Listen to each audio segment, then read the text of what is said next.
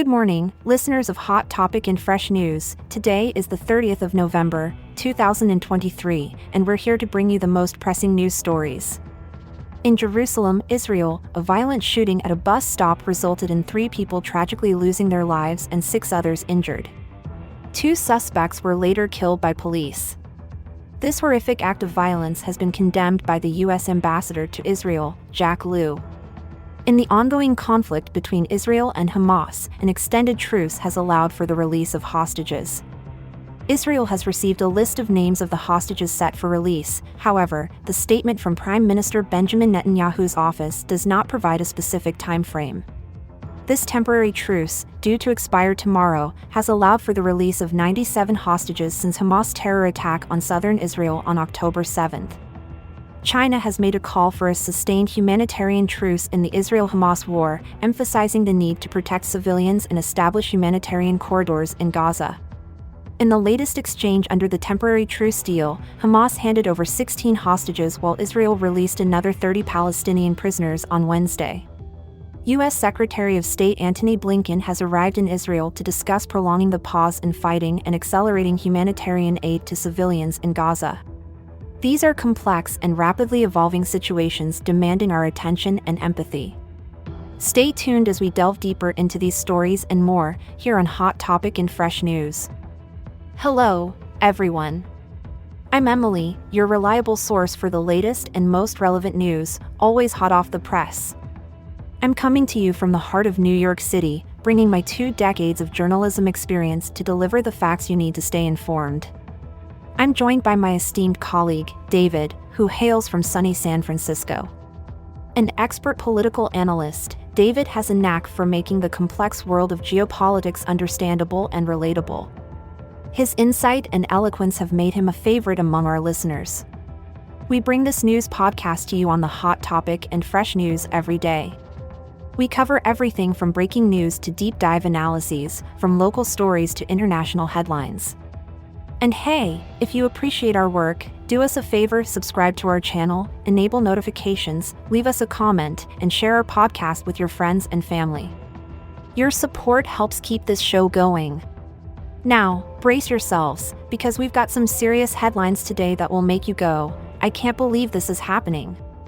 Stay tuned, listeners, because we're about to dive right in, here on Hot Topic and Fresh News. It's always a pleasure, Emily. Looking forward to today's deep dive into these critical issues. News like this is vital to our listeners, as geopolitical shifts can ripple into every aspect of our daily lives. Absolutely, David. Hot off the press, here we go.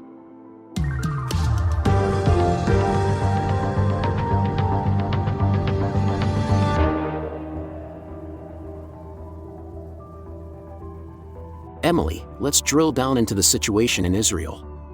What's the latest development in the truce with Hamas? The truce with Hamas has been extended for another day, just minutes before it was set to expire. Israel has also received a list of hostages to be released under the terms of this extended truce. And how is this temporary truce operating exactly? According to the existing framework, Hamas is releasing 10 Israeli hostages per day, and in return, Israel is releasing 30 Palestinian prisoners each day. Now, there was a shooting at a bus stop in Jerusalem. Could you provide more information about that? Yes, a tragic event. At least 3 people were killed and 6 others injured in the shooting. 2 suspects were neutralized by police after the attack. The U.S. ambassador to Israel, Jack Lew, has condemned the violence. With the ongoing truce and this recent attack, it seems like a tense situation. However, Emily, wouldn't you say that the truce, despite being temporary, is a positive step towards a more permanent solution? Well, David, it's a complicated situation. While the truce has indeed allowed for some progress, such as the release of hostages, the situation remains highly volatile, as evidenced by the recent shooting. That's true, Emily Norma, but one might argue that the truce is a significant platform for negotiations, giving both sides a breather and enabling the release of hostages. I see your point, David, and there is some validity to it. However, I'm still skeptical about the truce's long-term effects, particularly in light of the recent violence. Fair enough, Emily. It's normal to have disagreements when interpreting the news.